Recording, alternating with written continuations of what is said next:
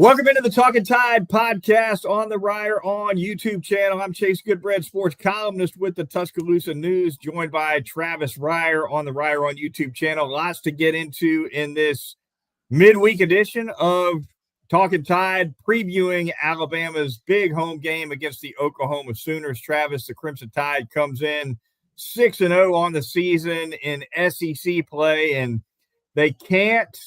I've run the scenarios. They cannot clinch a spot in the SEC championship game with a win over OU. However, if they do knock off the Sooners, most of the remaining scenarios, and when I say most, I'm talking 75% plus, have Alabama in there, whether they win or lose to Auburn.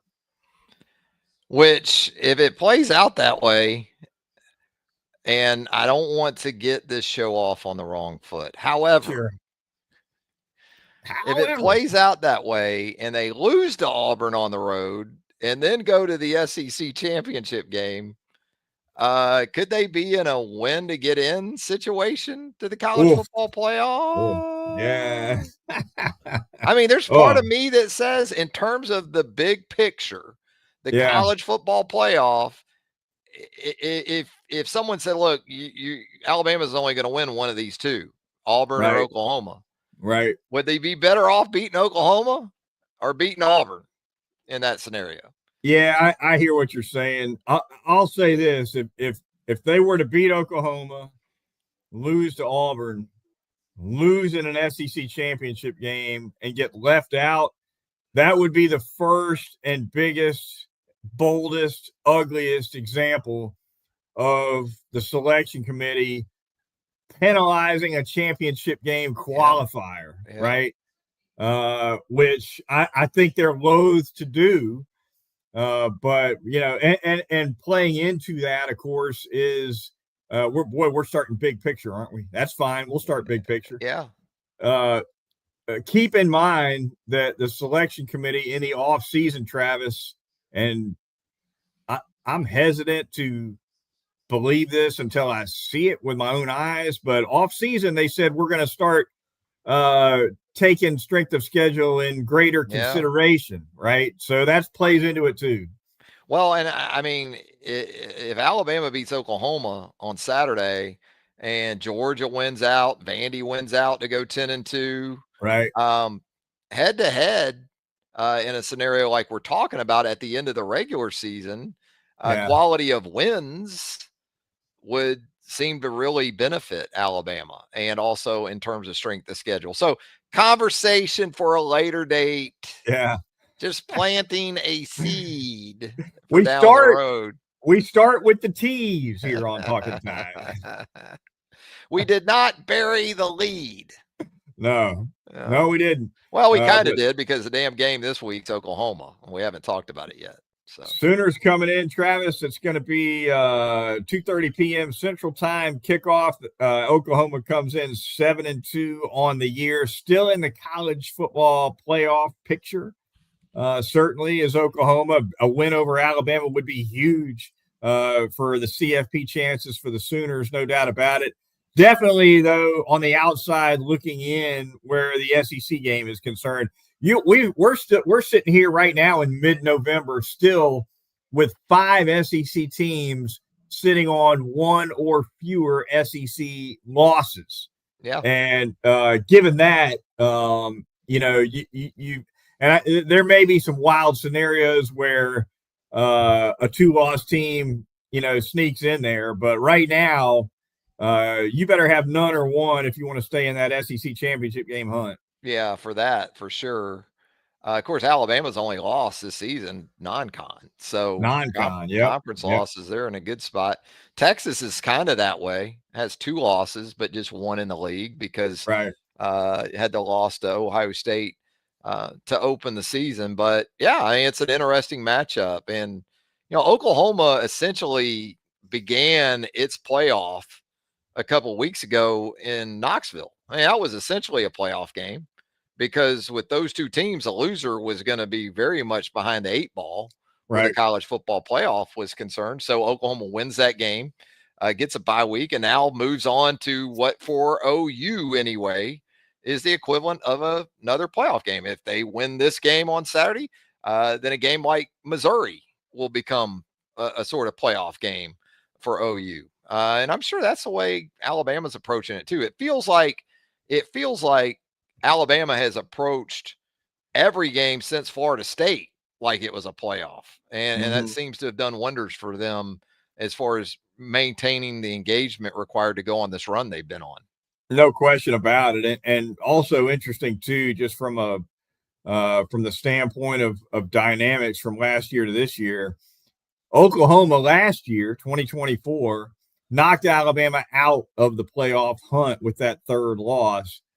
Alabama, shoes on the other foot now, right? Because Alabama can hand Oklahoma their third loss, which would, I think, pretty much knock them out of the playoff hunt. So now the difference, of course, is when OU took on Alabama last year, they already knew that a third-tier bowl was the best they could do, right? Because it was a rough year for the Sooners last year.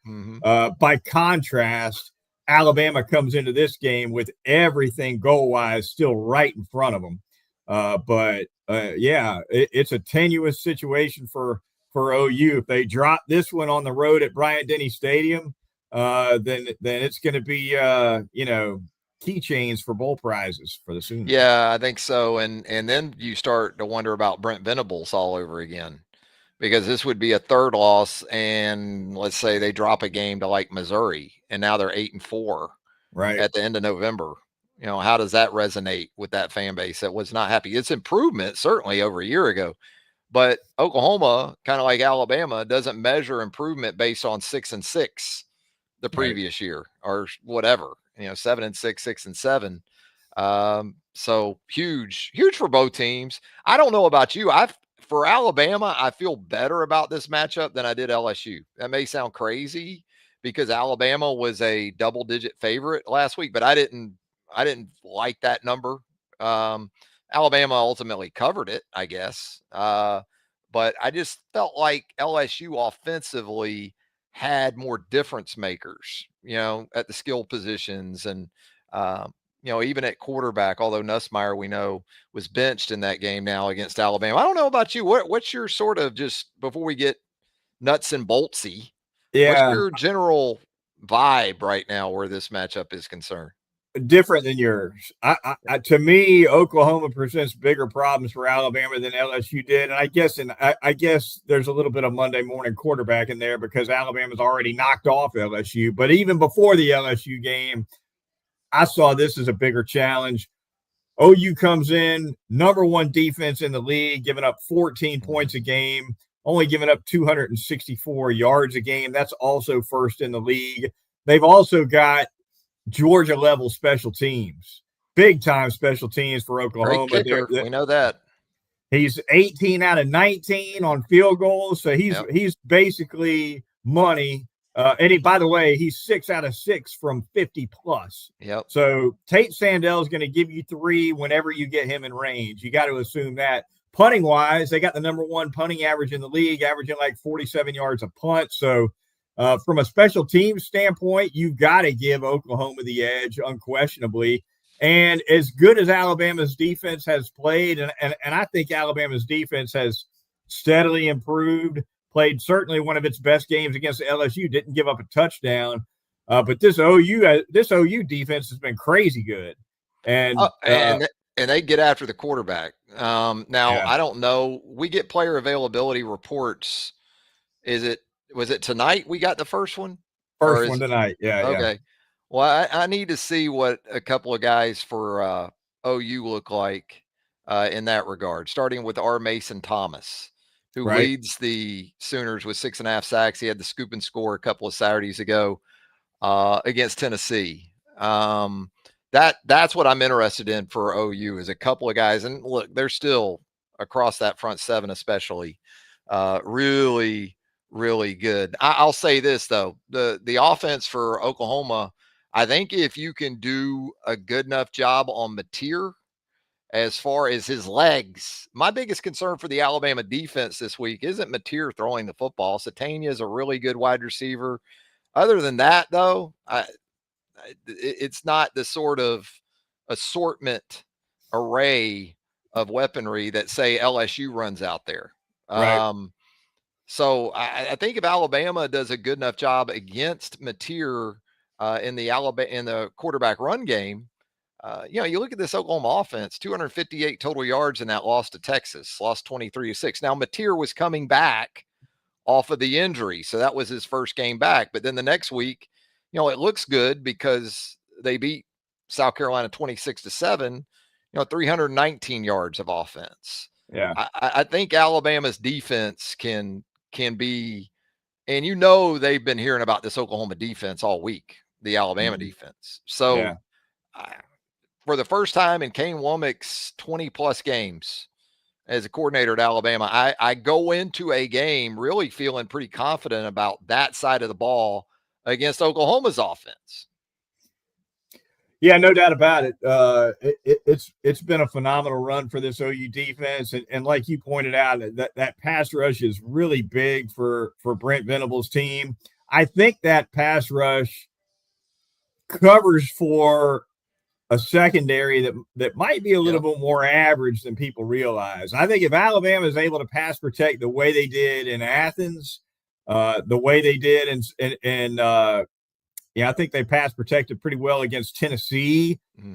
If they can protect Ty Simpson as well as they did in those games, then maybe Ty Simpson's able to rip this secondary up, because I don't think it's a great secondary, but they do get after the quarterback. You mentioned R. Mason Thomas and his health status being key. I think, I think OU needs that pass rush to defend the pass. I think what you said about Georgia is, I talked about this a little while ago on Second Helping with Brent Beard. I think offensively for Ryan Grubb, that needs to be a lot of the game plan, because these Oklahoma linebackers love to get downhill and play in front of them. They like to play that way as a defense in general. They like to be the people doing the striking. And I thought Grubb did a masterful job against Georgia in a couple different areas, one of them being consistently getting C.J. Allen and Raylan Wilson outflanked to the perimeter, whether it was the backs throwing it to him, whether it was the quick game, whether it was Josh Cuevas. I think that has to be a big part of what they do. Alabama's not going to run the football especially well Saturday afternoon. They're not. But they can cover for some of that and perhaps even get some explosive plays out of those type of approaches. Pin and pull, line up in some condensed formations, but then pin and pull, get to the perimeter that way. RPO, things like that kind of keep these backers especially honest for OU, because if you just give them one pitch, you give this Oklahoma defense one pitch, they're going to hit a lot of home runs against you. 24 points win this game, you think? I think so. Yeah. I talked with Brent about that too. I said that I thought first to 23, 24 might win the game. I think it can be that kind of game. It can be kind of like a Missouri. You need to prepare yourself. Oklahoma's probably going to out-hit Alabama in this game. And I know that hurts. That strikes to the soul of the Alabama fan base. But kind of like how Missouri lowered the boom a few times against this Alabama offense, I think you might get some of that. But look, if you're able to use the Sooners' aggression against them to get what you need ultimately done, and Alabama at this point, I know Grubb, I know Kalen, they're saying all these right things about the run game. We got to work on it, got to get better. I hope inside that building, that's not the mindset. I hope it's, look, this is who we are. This is the way we can attack Oklahoma, and don't fall victim to we gotta run the ball and we gotta run it better. No, 10 games in against this defense, that's not going to happen. And take care of the ball, because Oklahoma, in terms of turnover margin, not great. And that's an area where Alabama's been pretty good, better than pretty good. I think we're going to see a lot of screen passes from Alabama in this game, and the Grubb screen package is diverse, right? It's he'll throw the tunnel screen at you, he'll throw the middle screen at you, he'll throw the smoke screen at you. Every kind of screen there is, he's got it in the playbook. And if he runs 8 to 10 screen passes in this game, it's not going to be the same kind of screen every time, Travis. And I think that's one of the things that can help Alabama overcome a weak running game. Yeah, you got to change the looks. I know it can be gimmicky at times what we've seen from Alabama, but I still think you got to stick with some of that. You got to change the eye level for this Oklahoma defense pre-snap, post-snap. And I also think you talked about this a little bit earlier. OU on the back end, to me, what I've seen and what the numbers tell me, just okay, not great. Got an outstanding true freshman corner who's going to be an absolute superstar. But I don't think it just has to be spread them out, quick game them. I think there's going to be times you go 7-8 man protection and see if we can get these guys blocked, and then 3-man routes. Mm-hmm. You know, with those 3 receivers that you can put on the field together. Yeah. And then I try to hit my intermediate to deeper stuff off of that. See if they can cover it. Yeah. I think it's got to be a mix of that. You know, I just don't think you can count on just one aspect of that offense and think you're going to get it done. The Ryan Grubb comments this week. We love talking about Ryan Grubb's Monday comments. He's usually pretty darn insightful, Travis. Couple things of note from his remarks on Monday, for me anyway. One, he brought up Kendall Daniel, the outstanding Oklahoma linebacker, 6'5", 245. He said this is Brent Venables' new Isaiah Simmons, who was a really good linebacker for those Clemson teams that were outstanding. Moved him around, right? Versatile guy. So how Alabama deals with that guy is certainly interesting. And also, Grubb was asked about Lane Kiffin's comments from a few weeks back when he said that he thought Oklahoma was outstanding with the sign stealing, and Grubb said, "Oh yeah, they are real good at that." And if we're gonna let Brent know we're changing all of them. What about that? I go back to that. I guess it was the 2019 championship game in Santa Clara. I mean, they jumped a hitch from Tua. Like, they knew not only what was coming, they knew what play on the script it was. Yeah. Like, it was play 4. They jumped that hitch for, a pick 6 that was huge in that game to get Clemson off and running. Clemson won the game easily, ultimately. But, yeah, it kind of took me back to that. Maybe they had some of the signs in that one. You would, a lot of people say, well, you got in-helmet communication now, which you do, but at 15, that cuts off. Mm-hmm. So you're still seeing Ty and other quarterbacks, once it hits 15, looking over to get signals, right?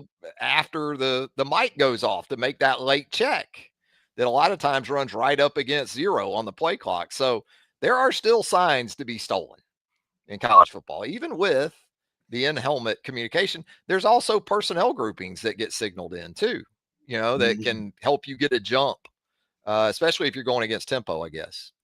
Yeah, no doubt. A couple things to watch in that game as well. We've talked a good bit about this Oklahoma defense. How about the Alabama defense against the OU offense, Travis? It's been a better Oklahoma offense this year than last year for sure. It was a disaster of an offensive line in Norman last year. This year, they've got that offensive line performing not great, but better. The running game really hadn't been there. Pass protection certainly been improved. Mateer's been a little bit up and down. I think this Alabama defense, the way it's playing right now, can bottle this OU offense pretty good. That's my thinking on the matchup, is that it will be hard for Alabama offensively, but it may not require 20 if they do what they're capable of doing defensively. And again, I go back to Mateer in the ground game, but they've still given up the spits of long runs here and there still. We saw it last week with Harlan Berry for LSU, and Xavier Robinson is that guy for Oklahoma. Last couple of games, he's been over 100 yards, and that yards per carry has been, somewhere around 9 for him. Yeah. 25 carries in his last 2 games for 200 and 24 yards. So, that tells you where he's been able to get it done, which is interesting because I think he's 230-pound back. and he hurt Alabama last year, 18 for 107 in Norman. So it's not like Alabama doesn't know what's coming with Xavier Robinson. No, they don't. You're right. He's a big back. He can do a lot of damage. And, Alabama's defense seems to me to be peaking pretty well right now. Yonze Pierre seems to be definitely coming around as a pass rusher, right? Had a huge game against Tennessee, another big game against LSU with a couple of sacks there. So, and Quay Rousseau, speaking of health issues and injury reports, Travis, sounds like he's going to be questionable at the outset of these injury reports. Maybe his status changes later in the week and we know a little bit more. Always a big question, as we always talk about, whether or not they're able to practice full go on Wednesday. As of right now, I don't know what Rousseau's practice status was on Wednesday. However, Kalen DeBoer asked about it on Wednesday and made it sound like Rousseau perhaps could be a go against the Sooners.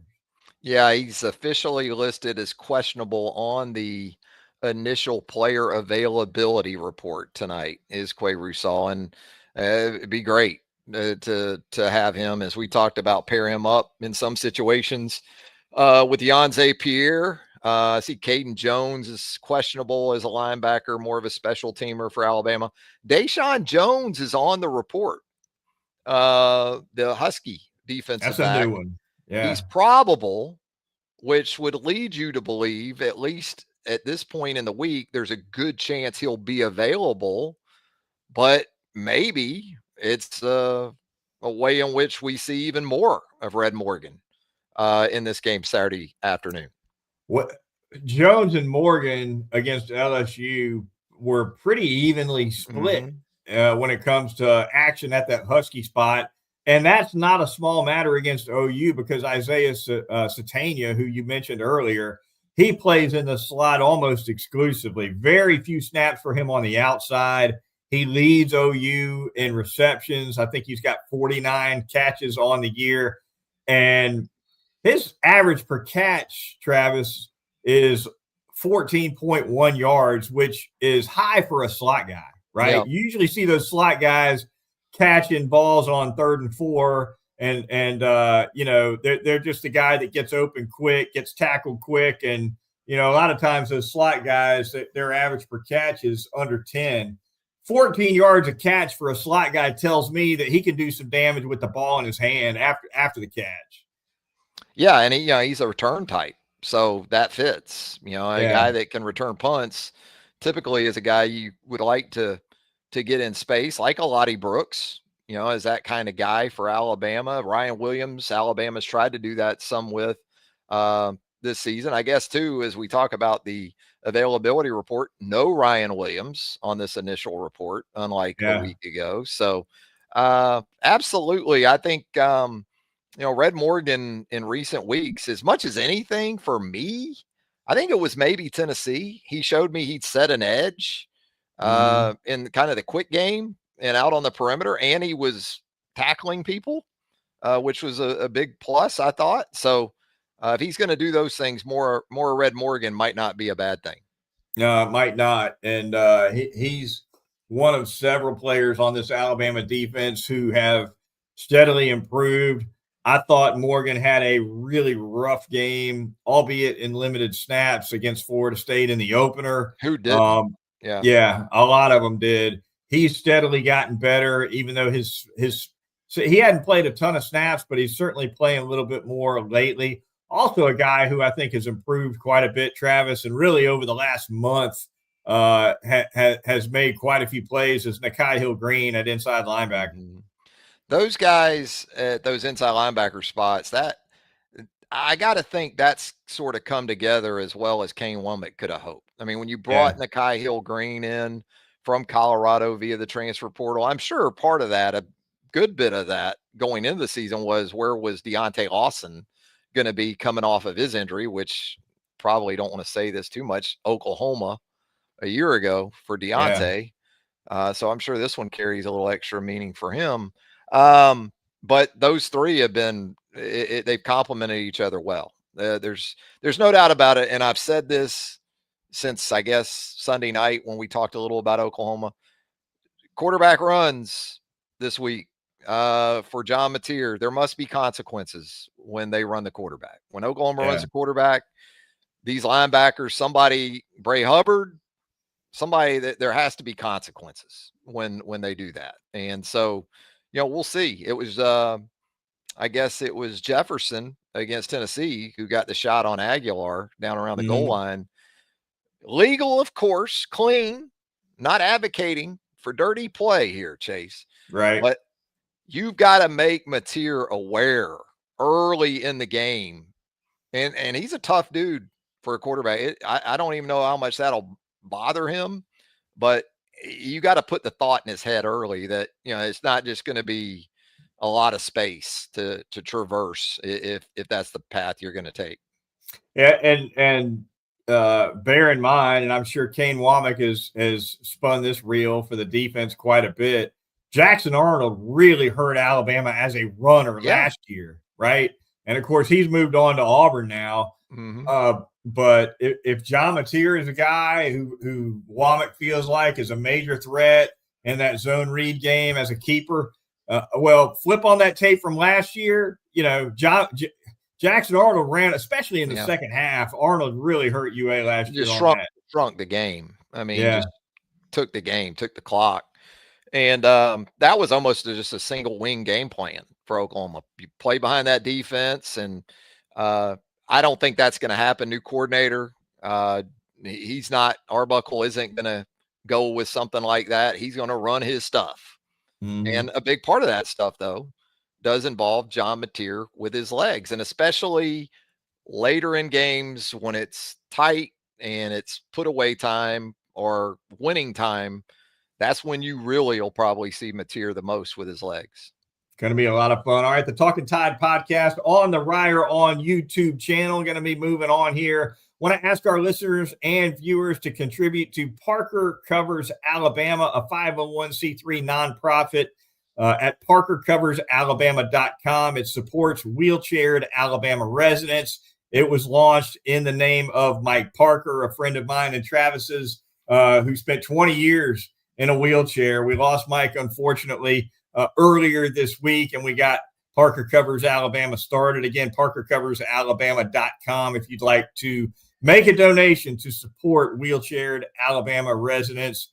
Definitely would appreciate it. The Talkin' Tide podcast on the Reier on YouTube channel. Moving on to close things out, as always, Travis, to bounce around the SEC and the action in the league this week. Got to start with Texas and Georgia, right? That's the other big headliner game. Georgia comes in ranked 5th at 8-1. Texas comes in ranked 10th at 7-2. That'll be a 6:30 p.m. ABC kickoff. And so for folks who want to see Alabama OU and Texas Georgia back to back, they're locked in on ABC for 8 hours there, right? Yeah, it's pretty fascinating because you got the retro sort of titans of the league, at least of late, in Alabama and Georgia, and you got them taking on the new guys on the same Saturday. I mean, I love it. That's awesome.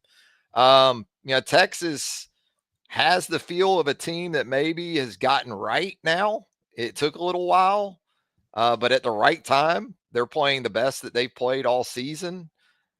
Now, they've done a lot of it offensively with the quick game and created explosive plays against Vanderbilt, against not Mississippi State last week, but they've done that here in the last few weeks where they've used that quick game out to the perimeter to really hurt defenses like Vanderbilt. I don't think they're going to be able to do that as much against Georgia, although Georgia on the back end, this isn't vintage Georgia secondary play under Kirby Smart, especially. So Georgia's run game really kicked in against Mississippi State last week. Texas typically going to be pretty tough in that regard. So Arch Manning, Gunnar Stockton, a couple of quarterbacks playing good football right now, confident football. I like Georgia at home, but I think it has a chance to be kind of like Alabama, Oklahoma, not a game in the 30s maybe, but very competitive throughout. A little bit more on the line for Texas than Georgia in this one, right? Because if Georgia beats Texas, Texas is not going to go to Atlanta, and they're not going to go to the CFP. I think it's like that's fair to say Oklahoma at this point, right? Same thing. On the flip side, if Texas knocks off Georgia, that's going to knock Georgia out of Atlanta, but it's not going to knock Georgia out of the CFP. It won't, but Georgia will still have Georgia Tech in Atlanta. Yeah. So not a gimme this year. It's not. Not a gimme this year. It should be a lot of fun. Again, that Texas-Georgia game getting started 6:30 p.m. Central Time, coming right off of that Alabama-Oklahoma game. Should be fun as well. Elsewhere in the SEC, Travis, Missouri will host Mississippi State. Ole Miss will host Florida. Tennessee is playing a non-conference game against New Mexico State, as is Kentucky hosting Tennessee Tech. Got Texas A&M hosting South Carolina, and finally LSU hosting Arkansas. What about Missouri hosting Mississippi State, Travis? Missouri down to that third-string quarterback who was just a disaster last week. Yeah. The Tigers could not move the ball whatsoever. I think Mississippi State might be primed to win this game. I know Missouri's at home, but if Missouri continues to be just utterly unable to throw the football, and that spread is 7.5. Give me the Bulldogs and 7.5. You like that hook, that rusty I think hook, so, yeah. at half. The thing for Mississippi State is they gave it up on the ground to Georgia last week. 300 plus yards for Georgia. A bunch. Now, yeah. Georgia's offensive line, I'll say this too in relation to that Texas game. We talk about Texas getting right. I think Georgia's getting right, and not just in terms of Gunnar Stockton, but that offensive line has had some injuries. It looks like they're getting guys back and going to be where they need to be for this stretch. So Missouri can run the football with Ahmad Hardy and Jamal Roberts. So that's probably where I would still lean to Missouri to be able to control that game.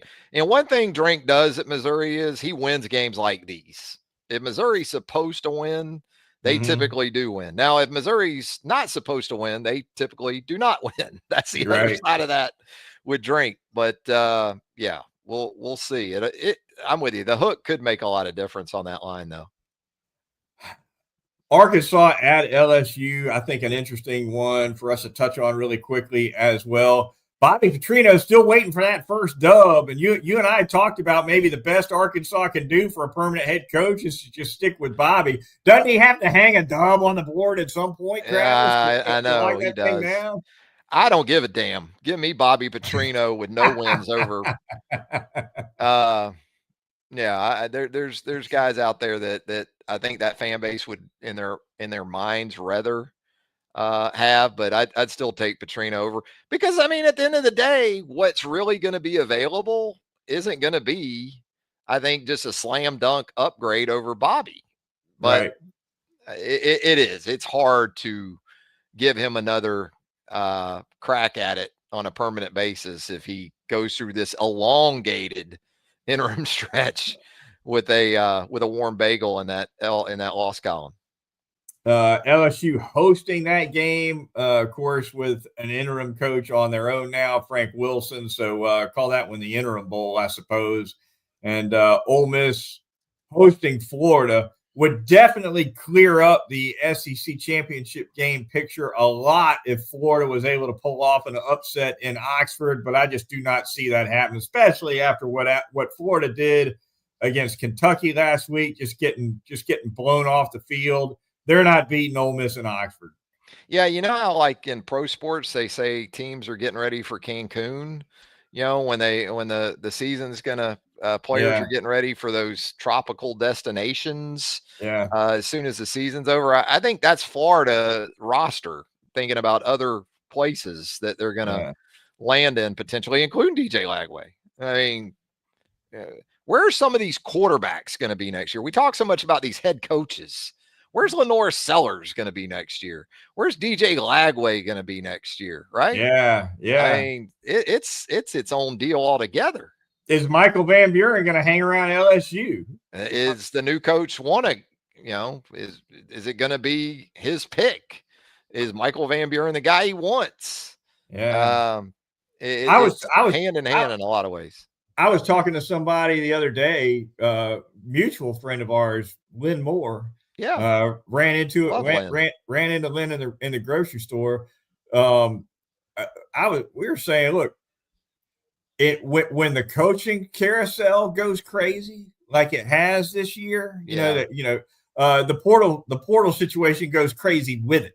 Haywire. Because all these kids, as soon as somebody gets hired or fired, they're going to have this window. It might be a smaller window, but they're going to have a window to go, and it's going to create a especially when there's big jobs that have opened up, which is the case this year. Yeah. So this transfer market this winter, Travis, is going to be wild. It's going to be wild, and as wild as it might be, still give me Bobby Petrino over James Franklin. I don't care. If I'm Arkansas, I don't care if James Franklin told me tonight, "Hey, I'm ready to sign on." Yeah. Anyway, it is. It's gonna be. We keep thinking we've reached the tipping point of unprecedented, right? And I don't think we have.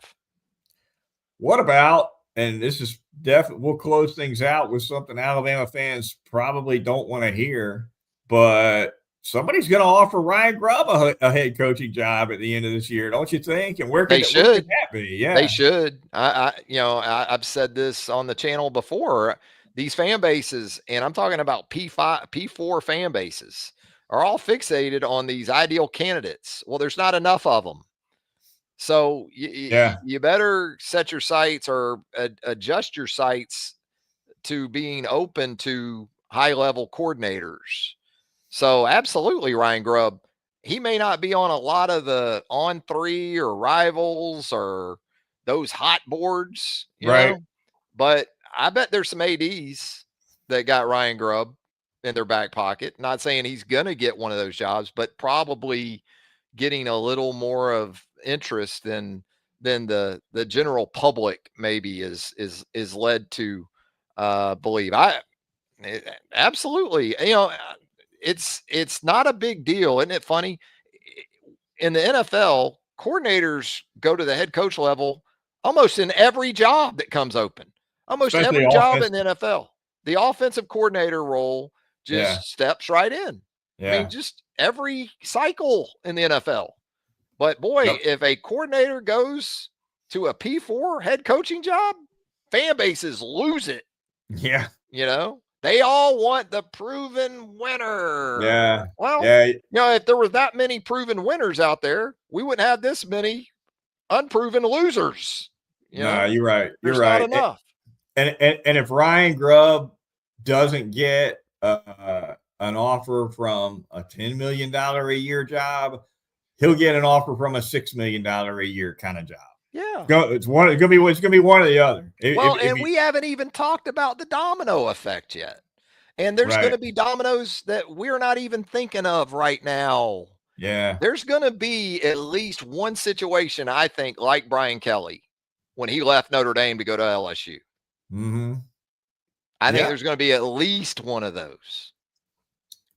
Now, I think for me, I wouldn't be as interested in making that kind of move because it isn't 10 years ago. 10 years ago, if I was going to make that kind of move, I'd have a good idea what my roster was, right? Mm-hmm. Like you can tell me your collective, your NIL, whatever is going to be better at this other place, but I still got to put together a whole brand new damn roster. Yeah. If I make a sort of lateral jump, at least where I'm at, as hard as it is to sustain a roster these days, I got a feel for 30 guys or so, 40 guys. Sure. And I understand if I go to LSU, I should be able to attract elite guys or good guys. I understand that, but there's still a lot of uncertainty, man, if you make those jumps for sure. But I still think there'll be at least one that does it. Yeah. Yep. Going to be fun. Going to be a crazy winter, crazy December. Looking forward to it for sure. I want to thank our listeners and viewers for joining us here on the Talkin' Tide podcast on the Reier on YouTube channel. Be sure to join us when we reconvene on Sunday night to recap that Alabama home game against OU. Until then, for Travis Reier, I'm Chase Goodbread, sports columnist with the Tuscaloosa News. We'll talk to you next time right here on Talkin' Tide.